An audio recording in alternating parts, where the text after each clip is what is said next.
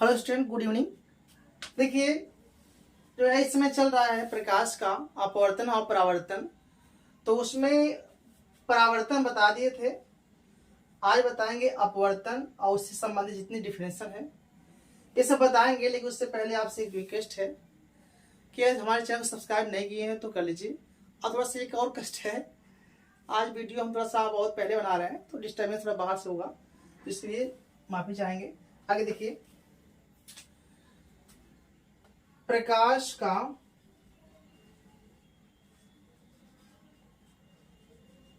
अपवर्तन। देखिए, प्रकाश का अपवर्तन क्या होता है। इसके पहले परावर्तन पढ़ाए थे तो उसमें क्या था कि कोई एक कांच का कोई टुकड़ा है, उसकी एक तरफ कलई करते हैं जिससे प्रकाश आर पार ना दिया जाए। तो यहाँ पर ऐसा नहीं है, यहाँ पर दो माध्यम होना चाहिए। जैसे मान लीजिए यहाँ पर ऊपर कोई और माध्यम है, नीचे कोई और है। माध्यम का मतलब ये है, जैसे मान लीजिए यहाँ पर अगर ये वायु है तो मान लीजिए यहाँ से जल है, तो वायु और जल के बीच का ये स्तर है। ठीक, तो ये होगा एक माध्यम और दूसरा माध्यम।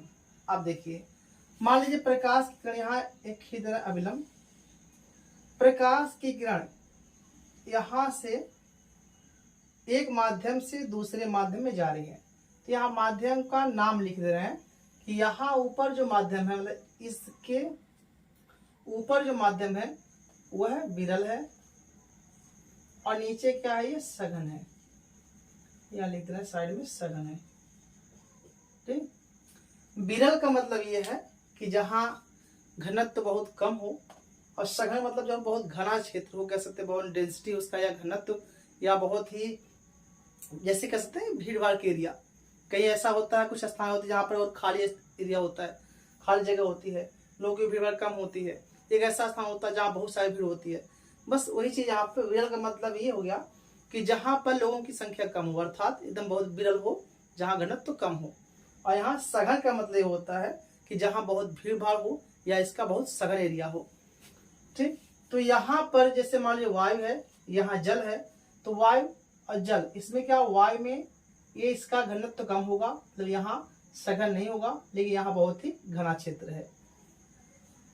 तो जब प्रकाश की किरण इस विरल माध्यम से सघन माध्यम की ओर जाती है तो इसको आगे निकलना चाहिए, लेकिन नहीं निकलता है। क्या होता है, अविलंब की ओर थोड़ा झुक जाता है। बस यही घटना कहलाता है प्रकाश का अपवर्तन। जब प्रकाश की किरण विरल माध्यम से सघन माध्यम को जाती है तो यह अविलंब की ओर थोड़ा झुक जाती है। यह घटना कहलाता है प्रकाश का अपवर्तन। ठीक, इसको एक तरीके से और समझिए। जैसे मान लीजिए हम मेले में जा रहे हैं तो देखते हैं जहाँ खाली स्थान है वहां कितना भी स्पीड से कैसे भी जाए, लेकिन जैसे आप भीड़ भाड़ क्षेत्र में जाते हैं तो वहां क्या होता है, आपका पथ जो चलने का एक रास्ता होता है, किसी के माध्यम से धक्का लगता है तो आप बदल जाता है। ठीक, बस ऐसे यहाँ पर है। क्या होता है कि इस पथ, यहाँ पर इसका पथ आगे है, लेकिन यहाँ सघन क्षेत्र होने की वजह से यह अविलंब की ओर झुक गया है। तो ये घटना कहलाएगा प्रकाश का अपवर्तन। अब देखिए, जैसे परावर्तन था, परावर्तन के नियम थे, वैसे यहाँ पर अपवर्तन है, अपवर्तन के नियम है। तो परावर्तन में दो नियम था, अपवर्तन में भी दो नियम है। अब देखिए, पहले तो ये आने वाली किरण को कहते हैं आपतित किरण, आपतित किरण, और ये इसका अपवर्तन हो चुका है तो ये कहलाएगा अपवर्तित किरण, अपवर्तित किरण। और ये तो पता है अविलंब है, अविलंब है। ये जो कोण है ये आई होता है, ये आर होता है। आई क्या होता है, आपतन कोण, और ये क्या होता है, अपवर्तन कोण,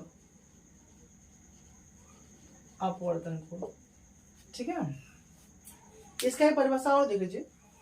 अगर माध्यम का नाम ना लें, बिना माध्यम का बताना हो, डिफिनेशन इसका ये रहेगा कि जब प्रकाश की किरण एक माध्यम से किसी दूसरे माध्यम में जाती है तो वह अपने पथ से विचलित हो जाता है। यह घटना कहलाता है प्रकाश का अपवर्तन। अब क्यों यहाँ से विचलित कहे हैं, अविलंब क्यों आता है कि दूर जाता है, ये न कह के विचलित कहना है, चूंकि माध्यम क्लियर नहीं, कौन सा माध्यम विरल है कौन सघन है। तो जब भी भिन्न माध्यम रहेगा तो पथ से विचलित अपने होगा। अगर ये सरल हो, यहाँ पर सघन होता, सॉरी यहाँ पर विरल होता, तो ये अविलंब के पास न होके इससे दूर जाता, लेकिन सघन है तो अविलंब की ओर आ रहा है। तो जब माध्यम क्लियर नहीं है तो यह विचलित होगा, चाहे उधर जाए या फिर इधर आवे। तो ये तो हो गया सबका नाम, आपतित किरण, अपवर्तित किरण और अविलंब, आपतन कोण और अपवर्तन कोण। अब देखिए पहला नियम तो साफ यहाँ क्लियर है कि आपतित किरण, अविलंब और अपवर्तित किरण तीनों एक ही तल में होते हैं। ठीक है, आपतित किरण, अविलंब और अपवर्तित किरण तीनों एक ही तल में होते हैं, ये पहला नियम है। दूसरा नियम देखिए, इस साइन आई बटे साइन आर बराबर नियतांक। तो आई क्या है, आपतन कोण, साइन को हिंदी में कहते हैं ज्या, तो कहेंगे आपतन कोण की ज्या, आर क्या है अपवर्तन कोण, तो अपवर्तन कोण की ज्या मतलब क्या, आपतन कोण की ज्या और अपवर्तन कोण की ज्या का जो अनुपात होता है वो एक नियतांक होता है। ठीक, ये दूसरा नियम है। और इसी पॉइंट को कहते हैं स्नेल का नियम। स्नेल का नियम, अगर स्नेल का नियम से पूछता है तो जो सेकंड नियम पूरा बताया है आपको यही लिखना है, ये हो जाता है स्नेल का नियम। ठीक, तो अपवर्तन हो गया, अपवर्तन के नियम हो गया। और आगे देखिए, इसी में एक नाम है क्रांतिक कोण का, वो भी देख लीजिए, क्रांतिक कोण, क्रिटिकल एंगल। देखिए इससे मान लीजिए ये दो माध्यम है और इस बार ऊपर सघन है और ये नीचे विरल कर रहे हैं। अब यहां से कोई प्रकाश किरण आती है, ये कौन सा कोण होता है, आपतन कोण। तो इसको आगे निकलना चाहिए, आगे नहीं निकलकर ये इसी पथ पर चली जाती है, मतलब क्या 90 अंश का कोण बनाती है। और ये कोण क्या कहलाता है, आर, अपवर्तन कोण। ये सघन है, ये विरल है, और यही जो है आपतन कोण, यही होता है सी। सी मतलब क्रांतिक कोण। क्रांतिक क्यों कहा गया कि ये इतना झुकाया गया है कि ये परावर्तित हो गए, मतलब इससे दूर होके यह इसी पथ पे जाए यहाँ पर, मतलब क्या 90 अंश का कोण बनाए। तो ये परिभाषा क्या होगा, क्रांति कोण सी सघन माध्यम में बना हुआ आपतन कोण है, जिसके लिए विरल माध्यम में अपवर्तन कोण 90 अंश होता है। ठीक, फिर से देखेंगे, क्रांति कोण सी सघन माध्यम में बना हुआ आपतन कोण है, जिसके लिए विरल माध्यम में अपवर्तन कोण 90 अंश होता है। ठीक है, ये हुआ क्रांति कोण। इसके बाद देखिए बचा है लेंस। अब ये दो पारदर्शी माध्यम से घिरा होता है, चाहे इस प्रकार से घिरा हो या फिर ऐसे घिरा हो, तो ये भाग कहलाता है लेंस। ठीक, मुख्य रूप से लेंस दो प्रकार का होता है, एक होता है उत्तल लेंस, एक होता है अवतल लेंस। उत्तल का मतलब ये उभरा हुआ भाग और अवतल मतलब ये दबा हुआ भाग, ऐसे। ठीक, तो ऐसा लेंस जिसमें बीच का भाग मोटा और किनारों का भाग पतला, उसे कहते हैं उत्तल लेंस। अवतल लेंस क्या होगा, ये ऐसा लेंस जिसके बीच का भाग पतला और किनारों का भाग मोटा होता है, उसे अवतल लेंस कहते हैं। तो फिर ये अवतल लेंस उत्तल लेंस की डिफिनेशन एग्जाम में नहीं पूछेगा, बस जानने के लिए कि आपका ये इस प्रकार से जो आकार होगा, बीच में पतला किनारों मोटा, अवतल होता है, और बीच में मोटा, किनारों पर पतला, ये उत्तल होता है। बस इतना ध्यान रखना है। अब देखिए इसके बाद है, अब देखिए वैसे उसमें दर्पण में पढ़े थे कि प्रतिबिंब बनाने के नियम, ऐसे इसके भी वही 3 नियम सेम है। जैसे मान लीजिए हम ले लेते हैं अगर उत्तल लेंस को, तो पहला नियम आपका ये रहेगा कि मुख्य अक्ष के समांतर जाएगा तो अपवर्तन के पश्चात फोकस हो जाएगा, पहला नियम ही कहेंगे। दूसरा नियम ये हो जाएगा कि अगर फोकस से होकर जा रहा है तो अपवर्तन के पश्चात मुख्य अक्ष के समांतर हो जाएगा।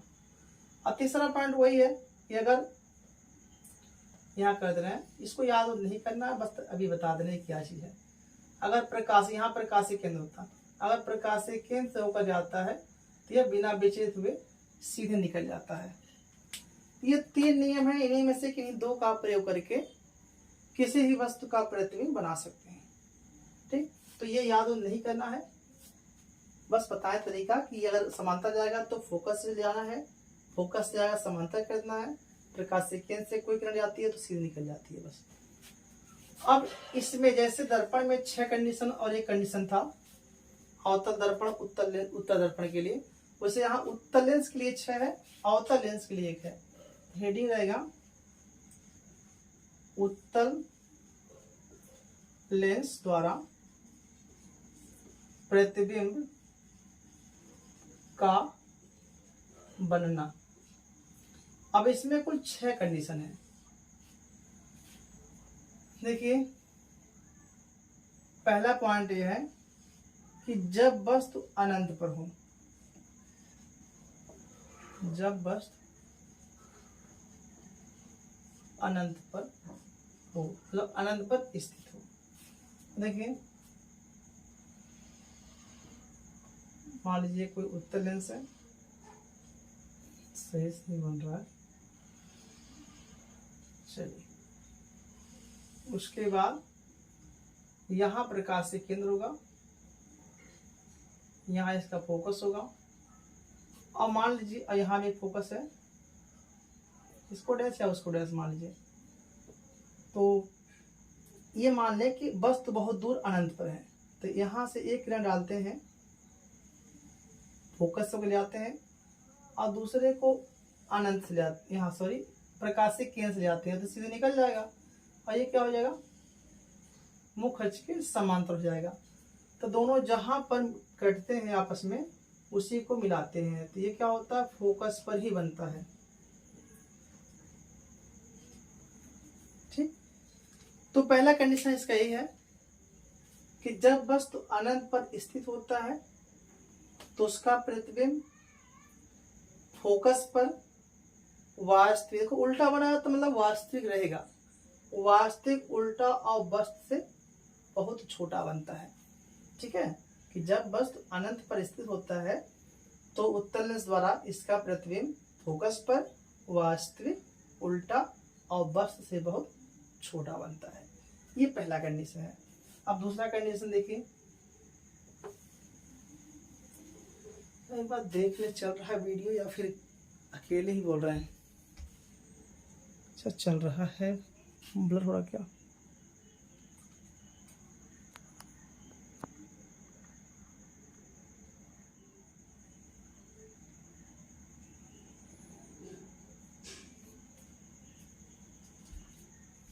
वीडियो ब्लर हो रहा था, पता नहीं अच्छे से रिकॉर्ड हुआ है कि नहीं, कि बिना देखा जाएगी। चलिए देखते हैं। दूसरा पॉइंट ये है, पहले चित्र बना लें। अब वस्तु को रखेंगे, देखिए ये रहा आपका चित्र, सही बना नहीं बना यार।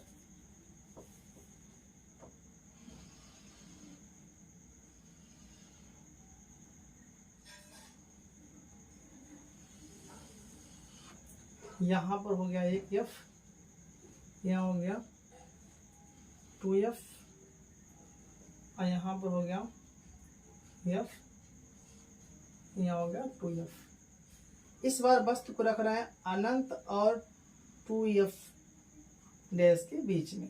जब वस्तु अनंत और 2f डैश के बीच स्थित हो। मतलब इसका कह सकते हैं 2f वहां लिखिए ना लिखिए, सीधे कहेंगे दोगुने फोकस दूरी और अनंत के बीच में स्थित हो। कि जब वस्तु अनंत और दोगुने फोकस दूरी के बीच में स्थित हो।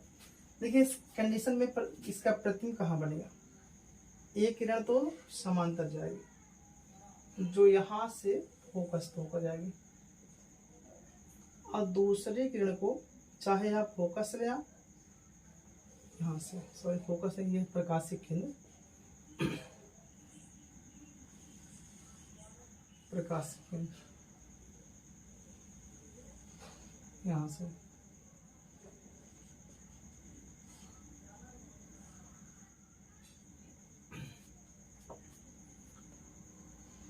ये बनता है F और 2F के बीच में। तो कहेंगे यहाँ पर इसका नाम रख दें ए बी, ए डैश और बी डैश। ठीक, कहाँ बना है, फोकस और दोगुने फोकस के बीच में। कहेंगे इस स्थिति में मतलब क्या, जब वस्तु अनंत और दोगुने फोकस दूरी के बीच में स्थित होता है तो इस स्थिति में वस्तु का प्रतिबिंब फोकस और दोगुने फोकस के बीच में वास्तविक उल्टा और वस्तु से छोटा बनता है। ठीक है, ये ध्यान रखेंगे कि जब वस्तु अनंत और 2f के बीच में होता है स्थित, मतलब दोगुने फोकस दूरी के बीच में स्थित होता है, इसका प्रतिबिंब फोकस और दोगुने फोकस मतलब f और 2f के बीच में वास्तविक उल्टा और वस्तु से छोटा बनता है। ये दूसरा पॉइंट था। तीसरा पॉइंट कहाँ, वस्तु आगे बढ़ेगा, ये आगे चलता जाएगा। तीसरा कंडीशन देखिए, जब वस्तु 2f पर स्थित हो, मतलब कह सकते हैं कि दोगुने फोकस दूरी पर हो या स्थित हो। इसे बनाए फिगर,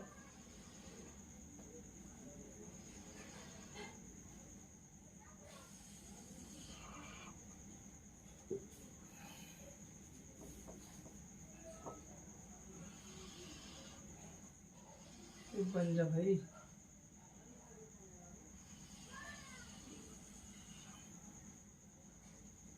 यहाँ देखिए, यहाँ f है, यहाँ 2f है, यहाँ पर f है, यहाँ 2f है, ऊपर लिख दें 2f। अब किसी को डैश मान लीजिए, मान इसको डैश मानते हैं। यहाँ 2f पर बस स्थित है, यहाँ से ये किरण समांतर जाएगी तो टकराने के पश्चात फोकस से होकर जाएगी, और दूसरी किरण चाहे यहाँ से ले जाए तो समांतर हो जाएगी, और चाहे विकासीय केंद्र से ले जाए। इसको आगे बढ़ाएंगे तो यहाँ कटेगा a b, a dash b dash. देखिए इस स्थिति में वस्तु का प्रतिबिंब कहाँ बनता है, दोगुने फोकस दूरी पर ही वास्तविक उल्टा और वस्तु के बराबर बनता है। मतलब जब वस्तु दोगुने फोकस दूरी पर स्थित होता है, इसका प्रतिबिंब दोगुने फोकस दूरी पर ही वास्तविक उल्टा और वस्तु के बराबर बनता है। एग्जाम में पूछ जाता है कि उत्तल लेंस में वस्तु के बराबर प्रतिबिंब बनाने के लिए वस्तु को कहाँ रखना चाहिए, कहाँ पर, दोगुने फोकस दूरी पर। चलिए ये 3 कंडीशन हो गया। वस्तु थोड़ा और आगे जाएगा, यहाँ पर आएगा। तो देखिए हम इसी में बना दे रहे हैं। चलिए मान लीजिए 2f,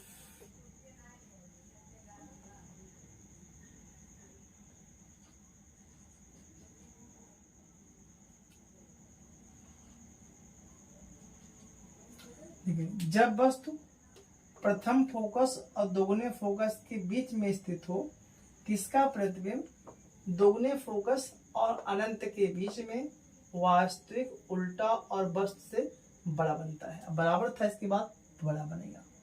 ठीक है, जब वस्तु दोगुने फोकस, यहाँ पर हेडिंग हो, जब वस्तु दोगुने फोकस या कहते प्रथम फोकस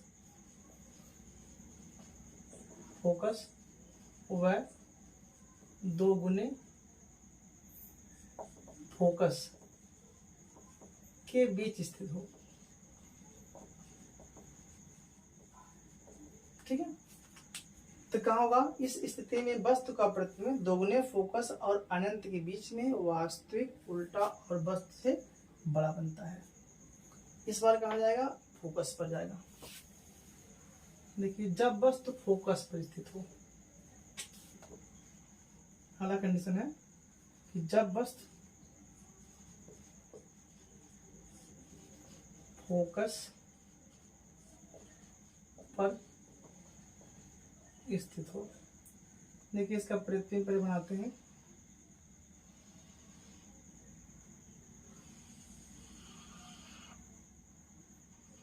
यह फोकस वस्तु यहीं पर स्थित है, इसी को डैश मान लेते हैं। यहां से एक किरण समांतर जाएगा, यहां से फोकस होकर जाएगा, दूसरा प्रकाश से केंद्र होकर जाएगा। ठीक, ये आपस में कहीं मिलेंगे नहीं, इसलिए वस्तु कहाँ बनेगा? अनंत पर। कहेंगे इस स्थिति में वस्तु का प्रतिबिंब अनंत पर बनता है। जब वस्तु फोकस पर स्थित होता है तो इस स्थिति में वस्तु का प्रतिबिंब अनंत पर बनता है।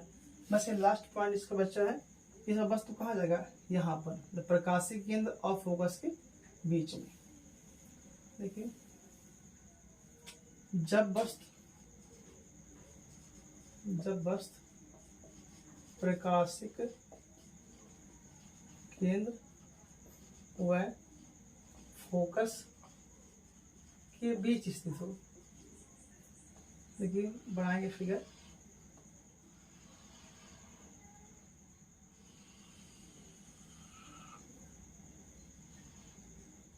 मान लीजिए यहाँ फोकस है, प्रकाशिक केंद्र है, यहाँ वस्तु रखी गई है, यहाँ से प्रकाश की जाती है तो क्या होगा? फोकस होकर जाएगी। ठीक, दूसरे किरण कहाँ जाएंगे? प्रकाशिक केंद्र से यहाँ थोड़ा सा, ठीक है, ऐसे बनेगा। तो आगे कहीं मिलेगा ना कि पीछे मिल सकता है, यहाँ पर डॉट डॉट मिलाएंगे।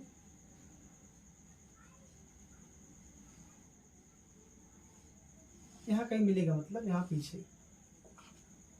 तो क्या कहेंगे? इस स्थिति में वस्तु का प्रतिबिंब वस्तु की ओर आभासी, सीधा और वस्तु से बड़ा बनता। देखिए ऊपर बना है, मतलब यहाँ पर सीधा, और सीधा रहेगा तो आभासी रहेगा।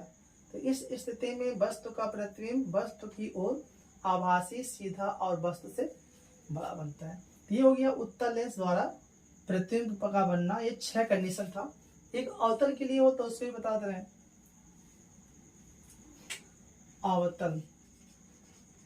अवतल लेंस द्वारा प्रतिबिंब का बनना, इसमें कुछ नहीं करना, बस इतने ध्यान रखना है कि हर एक स्थिति में, मतलब अनंत को छोड़कर, अनंत पर रखी गई हो उसको छोड़कर, प्रत्येक कंडीशन में, यहाँ कोई पॉइंट वगैरह नहीं है, प्रत्येक कंडीशन में वस्तु का प्रतिबिंब, देखिए यहाँ पर दिखा रहा है कहाँ बन रहा है। मान लीजिए इसका फोकस हो गया। अब यहाँ पर कोई वस्तु रखी गई है, प्रकाश किरण जाएगी ये बाहर की ओर, बाहर की ओर, इसे अपसारी कहते हैं इस वजह से, क्योंकि बाहर की ओर बिखेरता है, और जो अंदर की ओर इकट्ठा करता है उसे अभिसारी कहते हैं। अभिसारी कौन होता है? वो उत्तल लेंस। और जो ये होता है अवतल होता है, ये अपसारी होता है। ये यहाँ डैश मिलाएंगे, उसके बाद एक ले जाएंगे यहाँ से, आगे निकल जाएगा, यहाँ मिलेंगे यहाँ पर। मतलब हर एक कंडीशन में प्रकाशीय केंद्र, अनंत को छोड़ के बाकी कहीं रखेंगे वस्तु को, प्रकाशीय केंद्र और फोकस के बीच में आभासी, सीधा और वस्तु से छोटा बनता है। ठीक, तो इस प्रकार से ये पूरा कंप्लीट हो गया प्रकाश का अपवर्तन और परावर्तन।